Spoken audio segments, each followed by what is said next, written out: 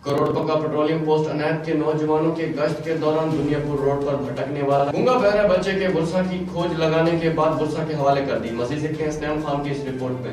जी बिल्कुल, करोड़पा का patrolling post Anayat Ali के शिफ्ट इंचार्ज तहर अब्बास अपनी टीम मोहम्मद सलीम, मोहम्मद बिलाल, गजनफर अब्बास और मोहम्मद सजाद के हमरा जो है करोड़पा का दुनियापुर रोड पर जो है रात 12 बजे के करीब गश्त कर रहे थे। दौरान गश्त 13 साल बच्चा जो गूंगा और बहरा था रोड पर भटकता हुआ मिला, जिसको जो है पेट्रोलिंग पोस्ट अनायत अली में लाया गया। जिस पर जो है बच्चे से पूछा गया तो बच्चा जो है कुछ नहीं बता रहा था, बल्कि वो बार बार भूख का इशारा कर रहा था। शिफ्ट इंचार्ज तहर अब्बास की हिदायत पर नौजवान मलिक सजाद ने जो है बच्चे को खाना और चिप्स अपने हाथ से बना कर दिया, जिस पर जो है बच्चा बहुत खुश हुआ। बच्चे की तलाशी ली गई। बच्चे की जेब से जो है एक कागज़ का टुकड़ा मिला, जिस पर जो है माछीवाल के किसी प्राइवेट स्कूल का एड्रेस लिखा हुआ था।